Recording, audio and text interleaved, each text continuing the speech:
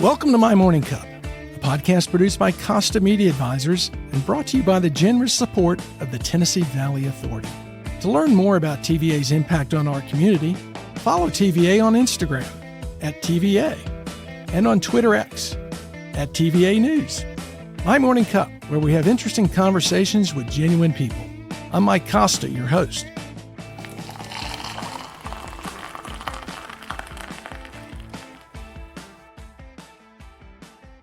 My guest this week is Emily Mack. Emily is the president and CEO of River City Company, the organization best known for Chattanooga's downtown planning and economic development. Emily, welcome to My Morning Cup. Before I ask you if Madonna was as unfriendly as reported when filming A League of Their Own, let me ask, what's in your morning cup? Well, in my morning cup this morning, it is just plain black coffee, fully caffeinated, and it's delicious. So thank you so much. You're welcome. Is that normal for you? Yep.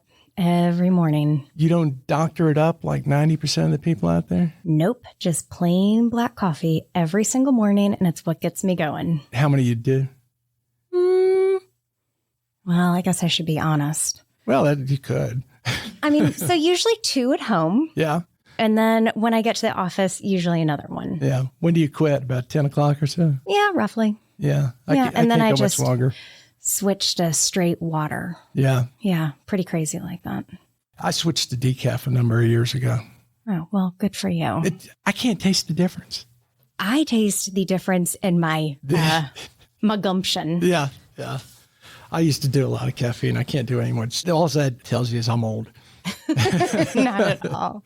Well, welcome. I'm so excited you're here. Thank you for having me. I've always had a great respect for River City Company and what it's done. And when you came in this morning, I had asked you how long it had been. It's been 4 years. It's been 4 years. Yeah. That surprised you? Yeah. I started this role in 2020 during COVID. Not easy? So no, not at all. And those first 2 years of 2020 and 2021 were extraordinarily challenging. And so in many ways, it didn't really feel like I got my feet under me until about 2022.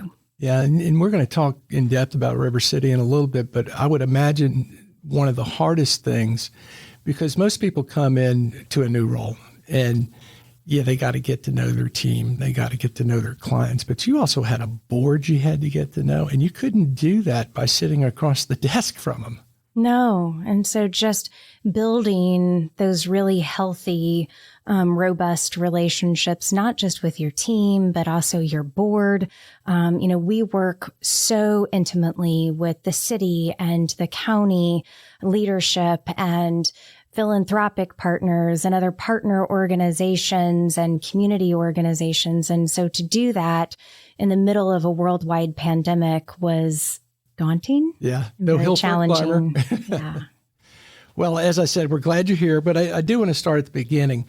You grew up in Huntingburg. I keep on wanting to say Huntingburg, Indiana. It sounds pretty idyllic, almost right out of Central Casting. It is.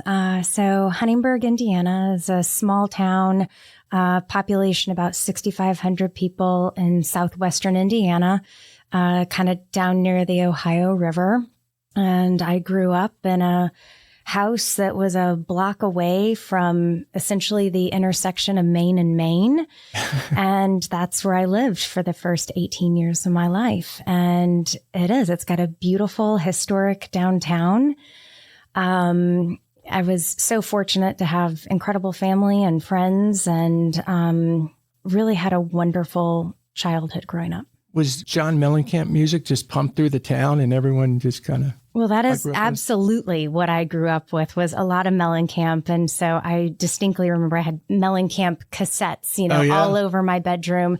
And there's a funny story that I think this would have been, it had to be in the early 1980s. Mellencamp had performed a concert in Louisville and he was driving back home and he had a black Porsche and he's driving through Huntingburg and it was probably like 2 a.m. and he got pulled over because the police had never seen a Porsche before.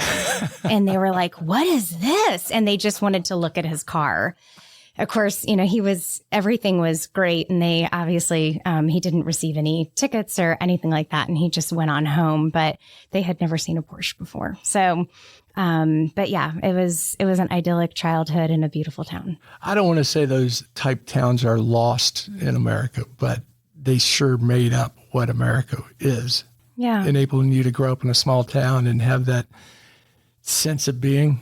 Yeah, absolutely. And so, I would walk everywhere and ride my bike everywhere, and I walked to school or sometimes took the bus, and my friends lived on farms. And so you'd pitch in, baling hay and doing whatever you needed to do. And, I went to a public school, and when I was growing up, you still got time off of school for, spring planting and fall harvest. Oh, nice.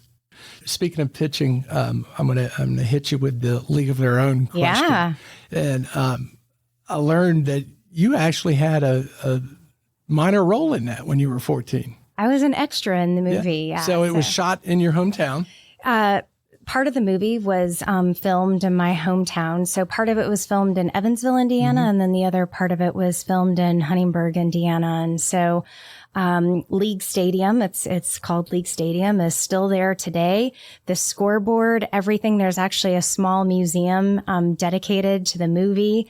But yeah, I was 14 years old. I was a freshman in high school when that movie was being filmed. And so, here's your little tiny town of 6,500 people, and there's Madonna and Rosie O'Donnell and Lori Petty and Gina Davis and Tom Hanks, and of course, cast and crew. And it was incredible, and it was amazing, and it was lovely to just get to experience that. But so many of my friends were, quite frankly, skipping school to go be an extra.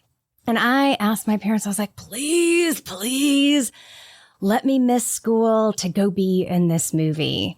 And they were like, nope, you are not missing school. And I was not going to disobey my parents. And so I didn't, but I did get up early one Saturday morning, very early at 4:30, 5 o'clock. And I remember it was really hot out that day, and I wrote them a note, and I said, I am going to go try to be an extra in the movie. I'll be gone probably for most of the day.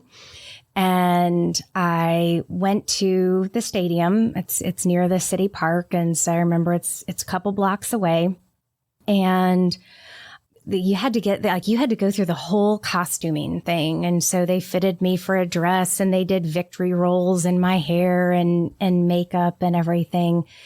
And it took all day. Yeah.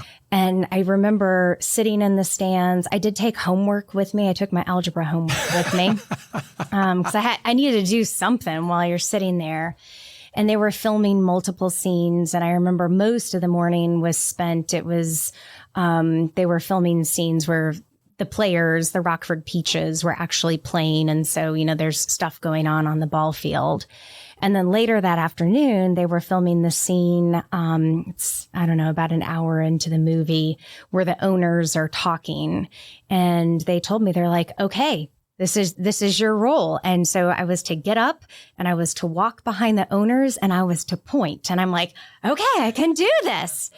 So if you watch A League of Their Own, about an hour and 13 minutes in it, you can see 14-year-old me in a blue dress with victory rolls in my hair, walking behind the owners. So it's in the stadium. They're sitting there meeting, and you walk behind them and point. Yep, I'm right there. What a cool thing to have happen. It was. And it's amazing that the stadium is still there. I mean, it's probably close to 100 years old now, but they kept so many things from the movie, which is really cool. And so there's actually a AAA team that plays there, and their bus is an old vintage, 1940s bus, which is really cool to be able to see that. And so there are a lot of shots of not only the field, but also the town. And so really, Madonna, unfriendly? I remember some of the other actors being so friendly. Oh, yeah. A little more friendly. Well, I think, I shared with you that it was interesting as I was thinking about recording this, and you had kind of prepped for, just some things and just asking about history and background and everything. And then I realized, well, I've had kind of two encounters with Madonna in life, because one was during A League of Their Own when I was a freshman in high school in 14. And the second was in 2012. So I was on the Super Bowl host committee at the time. I worked for the city of Indianapolis. And so Madonna was the performer then. Oh, yeah. And so having to do preparations for her Super Bowl performance was my second encounter with her. I bet that was a little more intense. It was a little more intense, yeah. To say the least. Yes. Well, let's get back to small town, because I think that definitely forms who you are. Yeah. You grew up, as I said, in a very idyllic setting, and you start out at 14, you get a minor movie role. But you said two of your heroes at that age were Wonder Woman and Princess Di. Yeah. What's the story behind those? I just became really fascinated with them at a really young age. And I think that it's just strong female leaders, and in very different ways, right? Like, so one is a comic book character. Yeah. But I really loved that she used her strong qualities for good, and, to defeat supervillains and to make the world a better place. And I really appreciated that about her. And the other was Princess Di. And again, growing up, so many young girls dream, right, of being a princess.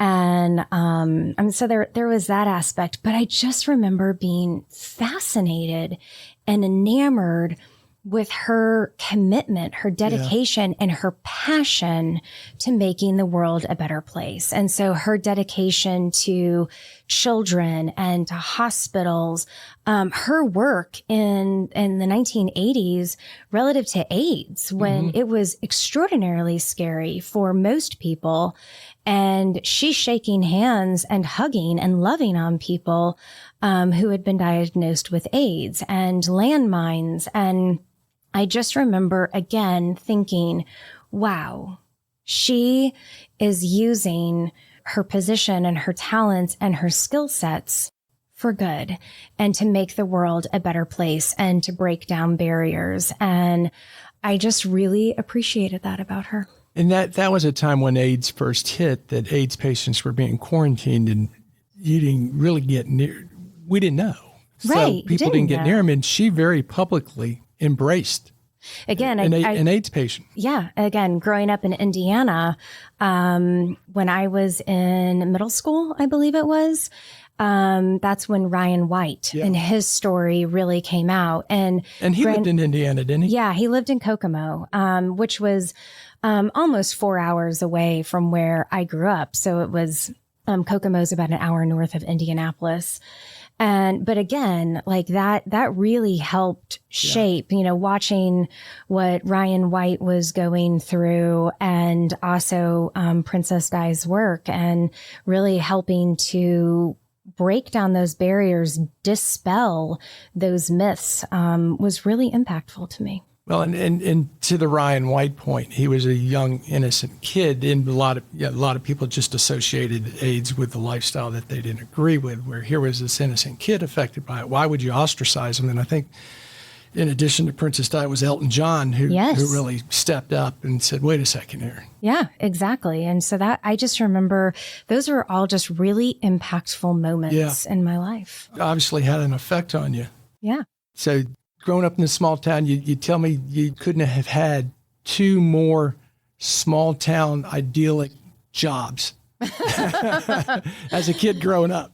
Yeah. So my first two jobs that I really got paid for, I mean, of course, there's babysitting and things like that, but I was a lifeguard. And so I worked at a lake during the summer months. And then so I think I was 15 when I started waitressing at a little cafe called Fat and Sassy's. I saw that and I love that name. Yeah. So there was an older gentleman, Bob Rosenblatt, and he often he went by Rosie. And so he started this cafe, and it was really and truly one of the hearts of the community. It's where everybody went. And so everybody always went to go see Rosie and have breakfast, lunch, an early dinner. And it was vibrant and it was hopping. And I worked there and I absolutely loved it. Was it a bit of a political nerve center for the town? Very much so. The mayor and the movers and the shakers would... Absolutely. Anyone and everyone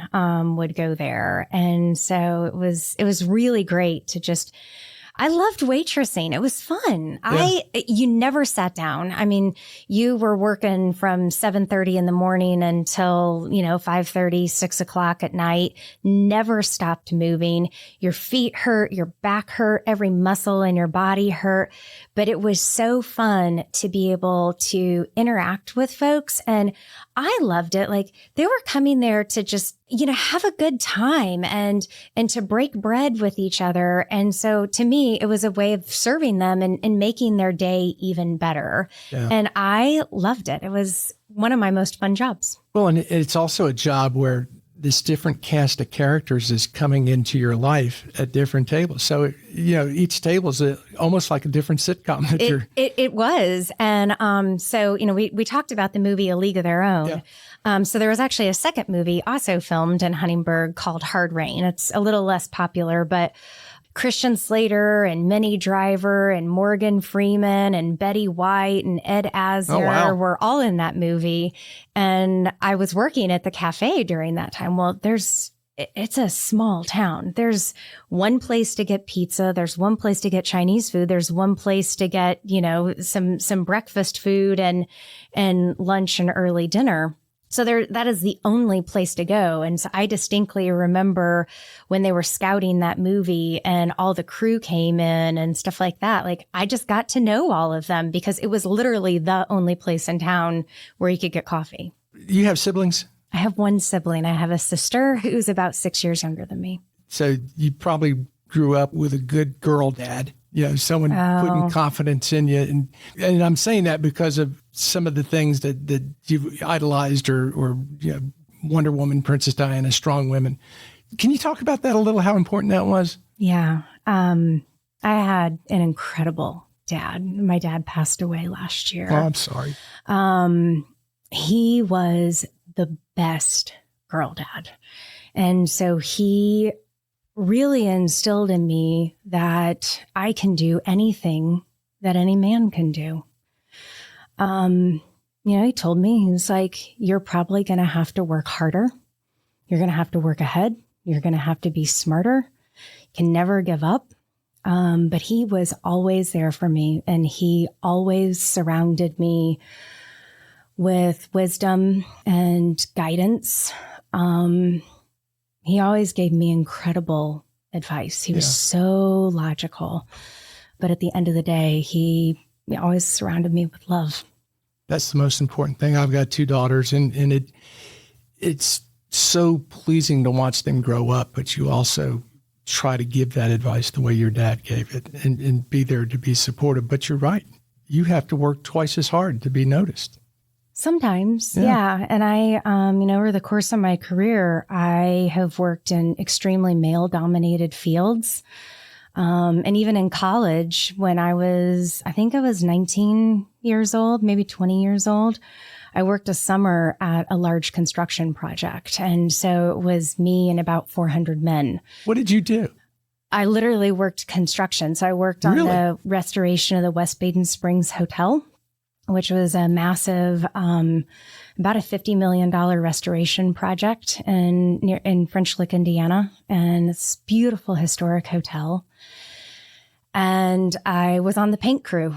And so it was me and 40 men.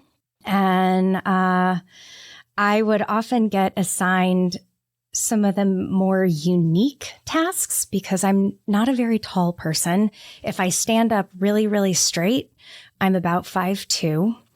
So I'm shorter than a lot of men. And so I was often tasked with painting in really unique areas or priming, scraping steel, working up in the roof. I mean, at one point for several weeks, I was strapped in a harness and they would drop me down from the middle of the roof and I would lay on my back and paint. So you were like Michelangelo painting the Sistine Chapel, lying on your back. it was interesting. It was a great job and I loved it. And so, especially during the summer, I'd get up at about 4 a.m. We'd start work around 5 a.m. and it'd get really hot in the afternoon, working under the dome and the glass. And so we would usually take a break about 1 o'clock. We'd go back into what is now the kitchen and we would take naps in the old freezer. And then at about 3, 4 o'clock, when it cooled off, we'd go back to work and we worked till about 8 o'clock at night. Well, how formative was that? I loved it. Yeah. Like I loved working construction and you should have seen my arms. Like they were incredible. I bet. And it's all led into what you do today also. Yeah. But, going back to your original question, my dad was a huge, huge influence on my life. And he always was there for me. He gave me the freedom that I needed to be who I am. Yeah. But he was always there cheering me on. Well, he did well. Thank you. So you decided to go to college? I did decide to Butler University, the Butler Bulldogs. So Butler is located in Indianapolis, and I almost went there, but I ended up going to Bradley University. Bradley. Yeah. I went to Bradley University, which is in Peoria, Illinois, and Bradley has an incredible communications program, like amazing. So I went to Bradley in the mid 1990s. And so that was when Katie Couric was, she was at the height of her career. And I really wanted to go into communications. And I thought that I wanted to be a journalist or a broadcaster. Mm-hmm. And so that's why I went to Bradley for their comms program. And after about 2 years, I realized, I was like, I don't think that's the lifestyle for me. Like I am really grateful that by that time at 19 years old, I realized that moving from city to city and constantly fighting for your next position and your next role in this really cutthroat industry. And not paid much either. And not paid much, but I didn't really care about the money. I realized that wasn't the quality of life that I wanted. Yeah, that's a hard role, and all you have to do is watch local television and see reporters come every 2 years. Yeah. And then they try and get to a larger market. Then they try and get to a larger market. Exactly. And so after 2 years, I was like, okay, I don't think this is for me. So then I switched my major and I was like, well, I'm going to go get a business degree. Like I'm going to switch colleges and I'll get a business major. So changed my major, signed up for all the requisite classes and had to take, because I was in the College of Liberal Arts and then I switched to it would have been a Bachelor's of Science degree. So I had to take all these other courses and I started taking accounting and statistics. And I was like, I don't like this. Well, no kidding. So I made it through that, but I was like, oh gosh, I don't think this is for me. So then I switched my major again. I think my parents were real nervous by this time. They're like, oh no, what's happening? So then I switched to education and I was like, oh, I would love teaching. I think I would really like that. And I got into that. And then I realized I'm not sure that this would make me happy. I don't really think that this is for me. So then I was like, I don't know what I want to do. And I was like, I'm just going to take classes that I'm passionate about, that I'm really interested in. And I'm really hoping that this leads to something and this will kind of help me see what I really enjoy and what I want to do. And you'll know it when you see it. I'll know it when I see it. So I started taking classes that were really of interest to me and that I really loved. which was a lot of history. And then I signed up for a women's studies minor because I was really I was interested in women in leadership positions. And so I ended up graduating with a degree in history and women's studies. And I can be very candid with you. I didn't know what I was going to do. I had no idea. My dad, I got to give him so much credit. I mean, he even said this last year. He's like, I wasn't worried about you. I knew that whatever you chose to do, that you would land on your feet and that you would be okay. My mother, on the other hand, was extremely worried about me. As mothers are wont to be. Right. And I distinctly remember my mom saying, what are you going to do with a history degree?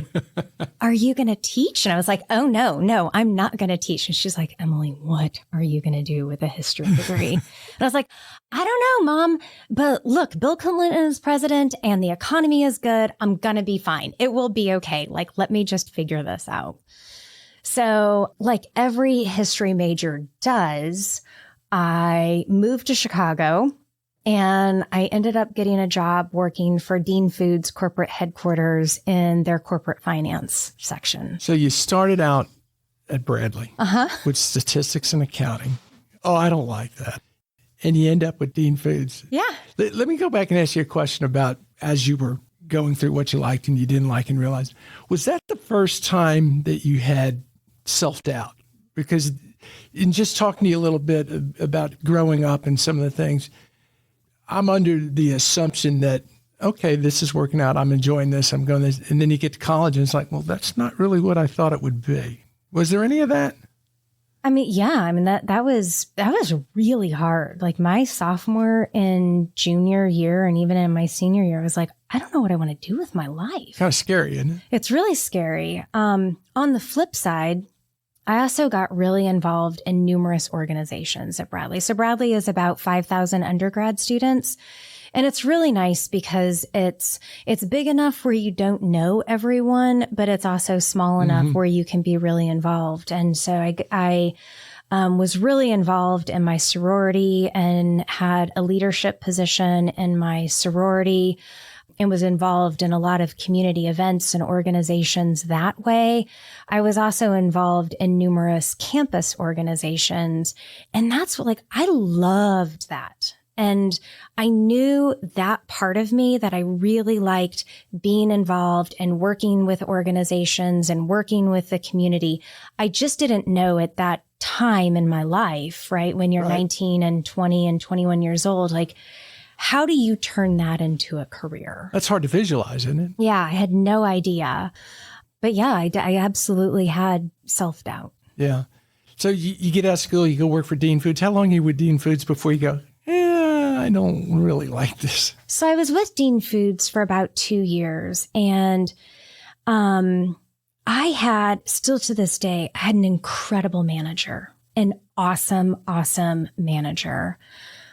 I had really good coworkers. The company was amazing, just awesome corporate culture, great work environment. Also, I loved that in the kitchen, in the break room, there was all the ice cream you could ever want. It's my kind of job. Right. But after about 2 years, I was like, gosh, and I really kind of grew into that role. But I was like, I don't know if I want to be crunching numbers and working on spreadsheets my whole life. I met this great organization, this wonderful company. I have an incredible manager who was also an awesome mentor, but I just didn't know if this was really the job for me. And I didn't really see myself doing that for the rest of my life and in that type of role. So, I was living in Chicago. Actually, I lived in Oak Park, Illinois. And isn't that McDonald's territory? Franklin Park is McDonald's. So Oak Park is Frank Lloyd Wright. Ah. And so I was like, okay, I decided to volunteer for the Frank Lloyd Wright Home and Studio and become a docent. And it's a really intensive process to be able to volunteer there. And if I recall correctly, I think it was 5 Saturdays in a row at 8 hours a clip. It was 40 hours and of you're training. Volunteering. Yeah, just a volunteer. because you had to know everything about Mr. Wright and his background and his history, but also all the principles of architecture and his beliefs and his work with Louis Sullivan and Wright's principles of architecture and all of that. And so it was a really, really intensive training process. But I remember coming home one day and I was talking to my boyfriend, later fiance, now husband of 23 years. And he's like, I haven't seen you this excited and energized about something in a really long time. I'm glad you found something that's really of interest to you. And so fast forward, I realized I was like, I love architecture. Yeah. I love planning. I really love historic architecture. And so that led to me really kind of doing a deep dive into what I was really passionate about. And so I came home one day and I told my boyfriend, I said, I think I would like to quit my job in corporate finance and go to grad school full time. What was the response? He said, okay. And he is, I mean, that's just him. And he has been incredible and supportive of me throughout my entire career. And so I remember him saying, absolutely, if that's what you want to do and that's what you're really passionate about, let's make this happen. What would you tell someone listening to this about grad school? Do you feel it's more important to get your undergrad, go out, experience life, try and find what you want, then go to grad school, or do it immediately after? I know circumstances are different. I feel like that it really depends on the individual. Like, there are people that I've met that they've known what they have wanted to do since they were a kid. And that is remarkable and amazing. There are people who, they choose to pursue an undergraduate degree. They know exactly what they want to do and they go out and they do it and they have these incredible careers. That just wasn't me. I just didn't know at the time. Well, you're like 90% of the people out there. Yeah, I just didn't know. And then I got into the working world and I saw what it was really like. And I had to really find my passion. So, fast forward that at the time, my boyfriend was working at PricewaterhouseCoopers, and that's when the big five firms were separating their accounting and their consulting firms. And so he was going through a career change. Dean Foods also was contemplating an acquisition and a merger. And so I knew that my role might change. And so we talked and we're like, you know what? Like, let's just make a big life change. And so we explored various cities and ultimately decided to relocate to Indianapolis. And I was actually a little hesitant. I didn't really want to move back to Indiana. It was Brian who was like, this is a great city. This is a cool city. I really like it here. And I was like, okay. Was he from Indiana? No. So he's originally from Northern Ohio and then grew up in Cincinnati, but he really liked Indy. And so I was like, okay, we'll move back to Indiana. I ended up loving it, but it also gave me the opportunity to pursue my master's. And so I went to Ball State College of Architecture and Planning. Were you surprised you fell in love with architecture? Not necessarily, because I grew up in an old house, and it was built in the early 1900s, probably right around the turn of the 20th century. And I loved it. I mean, I remember helping my mom and dad restore this house from the time I was a kid. I mean, I was probably on a ladder at 5 years old.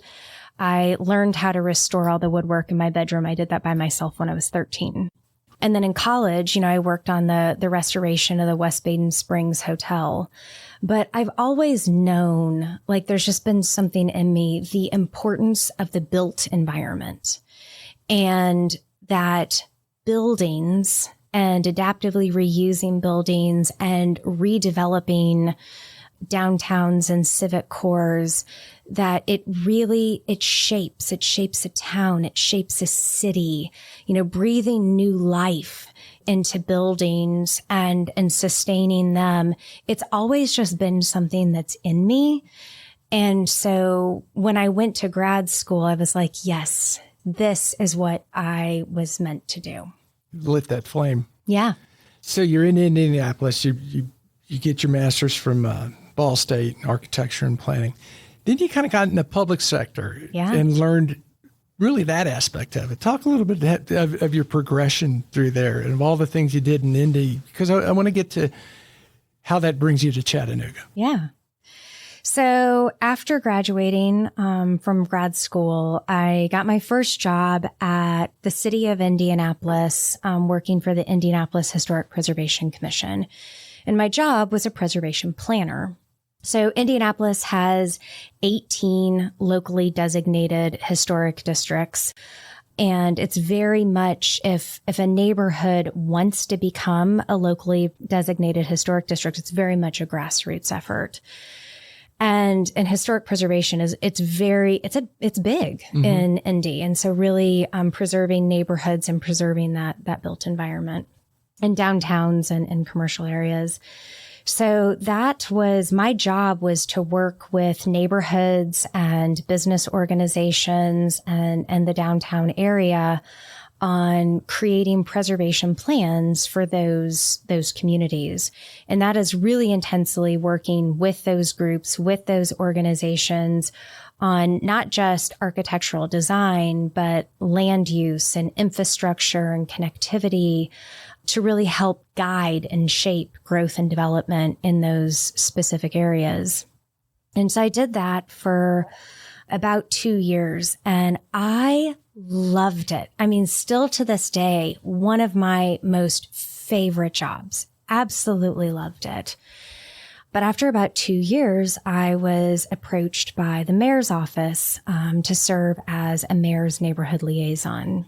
So in Indianapolis, it's a consolidated city-county government, and the mayor obviously cannot be everywhere. And so they have what are called mayor's neighborhood liaisons, and it's broken up by geographic area of the city. And the mayor's neighborhood liaisons are essentially an extension of the mayor in those neighborhoods. And you have to know all elements of city-county government. You have to know like all of public safety, all of public works, how water and sewer and, all infrastructure works. So you have to know all community development. So CDB, things like community development block grants and affordable housing and land banking. You have to know economic development and brownfields. And I mean, the list goes on and on. So I was a little hesitant to take that job. And I remember when they approached me about it, but they said, you're so good at working with communities and neighborhood organizations. I was like, okay. So, I agreed to step in that role. It was it was one of the hardest jobs that I've ever done just from time consuming. I mean, it was easily 12 hours a day, every single day. You didn't, I often worked on Saturdays and Sundays. Again, you had to know every element of how government worked, and your job was to break down barriers within neighborhoods, cross-functionally work throughout city and county government to improve the quality of life in neighborhoods. Sounds like you had to know what the mayor had to know, and were just as responsible for that segment that the mayor's going to be responsible for. And problem solve. Yeah. Right. And so that was your job, was to help break down those silos within government and bring various departments and agencies together to solve big, complex projects in neighborhoods. And that's where I really, really cut my teeth in working in local government. And that led to a couple other things in Indy. Yeah. So after that administration, I went and I worked for an organization called Downtown Indy, which is kind of the equivalent of River City Company in Indianapolis, and really focused on downtown real estate development. There's a good training ground. Yeah, exactly. And it was great. There was a lot happening at that time. And There was numerous buildings, like big buildings that were under construction. Lucas Oil Stadium was under construction. The Cultural Trail was under construction. It was just a massive transformation at that time in Indianapolis. And then I got a call, got called by a different mayor, to come back to local government again. And that mayor and the director that I ultimately ended up working for, it was an idea that came out of the previous administration, but the new mayor really liked it. And it was to start a brand new city department, which does not happen in Indianapolis at all. I think the last time that a new city department had really been created was when Senator Lugar served as mayor, and back in 1967. It's really structured in Indy. And so the idea was to start a brand new city department, which is today known as the Department of Business and Neighborhood Services. And so this was back in 2009. And it was consolidating all of the city's permitting and licensing and inspection services and putting that all under one roof. And that's a big operation with hundreds of people involved. Doesn't Chattanooga and Hamilton County have a similar setup with, what is it, the Resource Center? Yep, the Development Resource Center. So something very similar. Kind of one-stop shopping for permits and zoning and everything. Yep, exactly.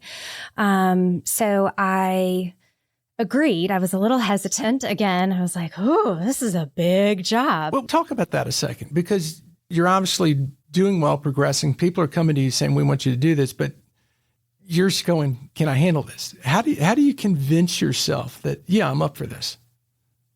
I talk to a lot of people and use them as a sounding board. And that's important. Yeah, I actually remember I had a really good relationship with Mayor Bart Peterson, who was the previous mayor that I had worked for at the time, and his chief of staff, who is just an incredible, awesome person. And I remember calling both of them and talking to them and, sharing with them. I was asked by the next administration to do this, and what do you think? And using them as sounding boards and some other really respected colleagues. And it was a huge task, a daunting task. And I knew what that meant going in it. I knew that was going to be 12 hours a day, every single day, nights and weekends, and that this was going to take years of my life to do. And if I'm one of those people, if I'm going to take on a job, I am going to give it my 100% every day. And also, being able to balance that to the best of my ability with a healthy work-life balance, and making sure that I can also be there for my family. So I needed to make sure, to kind of do this internal check, like, am I ready for this? Like, can I do this? I'm kind of psyching myself up. So you can do kind of a self-inventory. Yeah. And so I was like, okay. So I agreed to do it. And again, incredible experience. I was in that role for 4 years. And I often say, I think I learned more in those 4 years than you would like 16 years in any other job. I also worked for an incredible director. In some ways, we could not be more different from humans, but someone that also really, really helped shape my career. That person's still a mentor? Yeah, he is. Yeah. So, and then as I'm doing that job, of course, we were also preparing for this little thing called a Super Bowl. Oh, they had that, didn't they? They did have that. Yeah. So here I am starting a brand new city department and consolidating all these operations. And of course, I'm working with 25 city county councilors and all of the mayor's office leadership, and you have to get everything, like there are ordinances and you're codifying everything. And then you're also preparing for this, little event called the Super Bowl. And that's not something you plan a year. That's 2-3 years planning. Yeah, exactly. Yeah. But it was also one of the most incredible experiences, and what you learn about event planning and logistics is, it's like a master class, I bet. Exactly. Yeah. So you're having obviously a lot of success in Indiana. You're doing a lot of things, particularly in the public realm. Mm-hmm. you get a text from your sister. I do. How's that get you to Chattanooga? So in 2016, at that time, I was called by a different mayor, Mayor Joe Hogsett. How many mayors has Indy had? Actually, Indianapolis has had incredible mayors, but there's term limits. So you can only serve 2 terms. And so I was really, really fortunate to be able to work for 3 incredible mayors. But in 2016, by that time, I was working for an architecture and planning firm, and I'd kind of gone back to my roots, loved it, was working on major projects. And so it's January 2016. I will never forget this. My phone rings. I'm like, I don't recognize this number. And I answered it, and it was Mayor Joe Hogsett. And I was completely and totally taken aback. And he asked if I had time to meet and time to talk. And I, of course, said yes. And so we ended up having a really great conversation. And he asked if I would serve as his director of the Department of Metropolitan Development, which was my dream job. And still to this day, I've had so many great jobs. One of my most favorite jobs, incredibly taxing, but an awesome, awesome team. And so that was the Department of Metropolitan Development oversees all city planning, regional planning, transportation planning, historic preservation, and then all of the city's economic development, incentives, real estate, brownfields, as well as all the community investments. That's a big job. All the community development block grants and continuum of care and a lot of federal money. It is a big job, but I had an incredible senior leadership team. They empowered and engaged their teams, and it was just a truly, truly remarkable experience. So I was in that role. Fast forward to 2020, right? And everyone's world changed in March of 2020, and including what we were working on at the Department of Metropolitan Development. We turned and modified so much of what we were working on into pandemic response and just doing anything and everything that we could to help the residents of Indianapolis. So you had to stop what you were doing, basically, and refocus on something completely different for the community. Like so many people did, right? And we're not unique in any way. So everything we were working on was in direct response to the pandemic and providing immediate outreach and resources and services to Indianapolis residents. You know, for some folks, I think they got a little bit of a respite during the pandemic and they're working from home. And instead, I think my job might have doubled. And so, yes, we were working at home, but it was incredibly long hours and incredibly, incredibly stressful. So fast forward 2 months later, you know, we're still deep into this worldwide pandemic. And my sister sent me a text. It was like 2:00 in the afternoon. And I saw it come in. I remember sitting at home at my desk and, you know, I'm on a Zoom call and I'm like, oh, what is Kate texting me about? And I looked at it and I was like, I can't deal with this right now. And I just put my phone down. So did she live here? Yeah, my sister's in Chattanooga. My sister and her family are in Chattanooga. And so I, finish up my work day. It's late that night. It's probably, 9 something that night. And I remember walking into our family room and sitting down on the couch, picked up my phone and I looked at it and I was like, oh, wait, what did she text me? Maybe I should actually pay attention to my sister. And I looked at it and she said, hey, I know you're not looking for a job, but this really incredible opportunity came up. And I was like, oh. And I remember clicking on it and I saw River City Company, Chattanooga, Tennessee. That meant nothing to me. River City, I didn't know River City Company at all. So for some reason, and I don't remember, I think it was the next day or the day after, I opened it again and I looked at it and I actually read the job description and I was like, oh. Fit you to a T. This is everything that I love to do. So I sat on it for a little while and then I remember meeting my husband for quote unquote lunch, which means we actually met up in the kitchen, right? Because we're working from home. And I said to him, I was like, hey, Kate sent me this job description, and I think it's kind of cool. And he's like, okay. And I said, but it's in Chattanooga. And he goes, okay. And he's like, you know what? If it will actually get you to like update your resume and like think about what's next for you, because how long can you physically, mentally, and emotionally like keep this up? He's like, hey, it could be a good exercise. And then I distinctly remember him saying, it'll probably go nowhere. And I was like, okay. Famous last words. Right. So I remember that weekend updating my resume and drafting a cover letter and all the requisite stuff. And I applied for the job. And I was like, he's right. This was a good exercise. And I'm glad I went through this, and it made me really think about what's important in life and what I'd really like to do. And then I got a call. And then, I think there were 4 rounds of interviews. And in the course of those 4 interviews, I think there were a total of 57 different Chattanoogans that I talked to.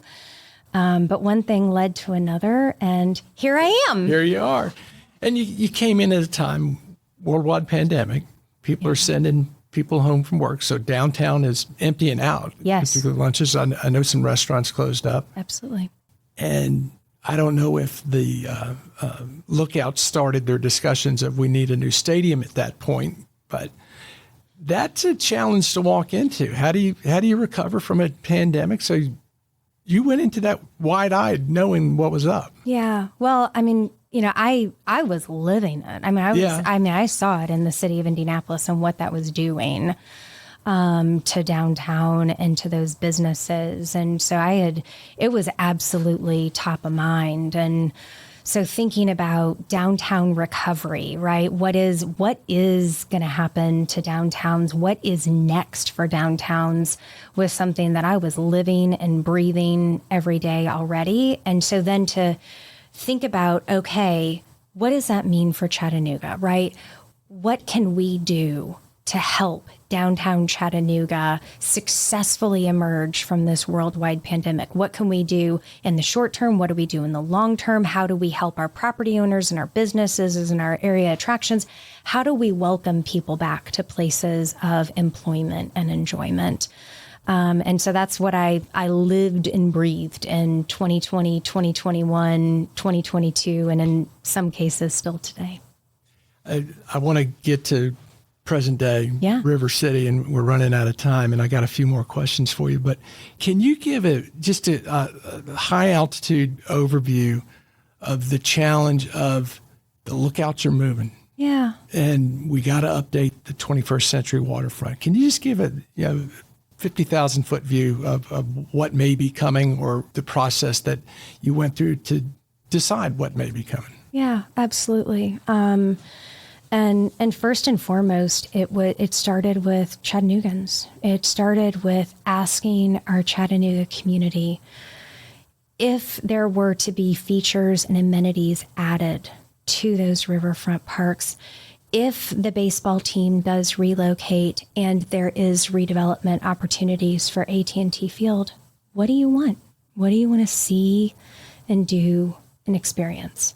And so both of the Evolving Our Riverfront Parks projects and the vision for Hawk Hill, both of those started with Chattanoogans. And we listened to our community and understood what was really important to them, and then went from there. So Hawk Hill is a great example. We started that kind of framework vision planning process in March of 2023. And that's exactly where we started, was consulting our community. We started with a robust community survey where over 3,000 Chattanoogans, I think, responded in like less than 3 weeks, which is pretty incredible. Mm-hmm. And then we had a lot of stakeholder meetings and what I call listening sessions. And so it was surrounding ourselves with businesses and property owners and area attractions and utilities and public safety and transportation, and just listening as much as we possibly could. Similar process for the riverfront parks. And then we looked at data. And so we engaged experts to help with real estate market studies to understand what is economically viable, what's going to be successful. And then, of course, surround ourselves with incredible planning entities. And so for the riverfront parks, we engage some of the best agency landscape and planning. They specialize in riverfront and waterfront parks, as well as groundswell relative to programming and activation. For Hawk Hill, we engage the Urban Design Associates, and what they really specialize in is helping to create those framework plans, helping you to understand, based on that community input, based on that real estate market data, what are those viable land uses? What's that mix of land uses? What are low, medium, and high density options? What type of infrastructure is going to be necessary to redevelop that site? And then how do you apply excellent urban design principles, public realm, create spaces for everyone, all Chattanoogans to enjoy? And then how does that connect into downtown? So that's a really high-level overview of how we approached those two projects. And we're recording this before any announcements are being made. But I think it's safe to say you're excited about what's to come. I'm really excited about what's to come. And so I think that I really hope that Chattanooga embraces this. I know you can't please everyone, but I'm really hoping, and then we've really tried to keep in mind throughout this, I want the future of AT&T Field and the riverfront parks. I want spaces and places for every single Chattanoogan at every single point in their life, whether you're 2 or 82. I can't wait to see it. I'm closer to 82 than 2. Before I get to my last question, I want to remind our listeners who makes all of this possible, and that's the Tennessee Valley Authority. I thank them for sponsoring my Morning Cup. You can follow TVA on social media to learn more about its multifaceted mission of service, or you can visit TVA.com/do good here to explore exciting career TVA opportunities. Last question. Okay. What would you tell that 25-year-old Emily Mack is important for a happy life? Just follow your heart. Just listen to yourself and be true to yourself. Be true to your moral compass and follow your dreams. It's good advice. You would not have discovered architecture if you didn't discover that passion. Right. Exactly. Something about scraping the paint off that resort that got you. It was great. I was hanging from a ceiling, scraping paint. And going back to Mellencamp, I will never forget, actually, I was hanging off a balcony. I was 6 stories in the air. And I shouldn't probably be sharing this, but I had a harness on. I was not properly strapped in, hooked up, because you moved around so much. And I was always like bebopping around and everything. So I was 6 stories in the air and hanging off this balcony and not really properly strapped in. And they often brought folks through every Thursday to do the tour and look at it, inspire people and stuff like that. And so John Mellencamp and Elaine, he was married to Elaine at that time, were touring and coming through. And Elaine had a small dog. And that small dog, I guess I startled the small dog, and it barked at me, and the small dog really startled me. And that could have been the end of my career. But after that, I always clipped myself in. We wouldn't have had you here in Chattanooga. That's right. Well, we're glad you're here. This has been a great conversation. I appreciate you taking the time to come in and talk. Yeah, thank you so much for having me. It's been really great to share. Thank you, Emily.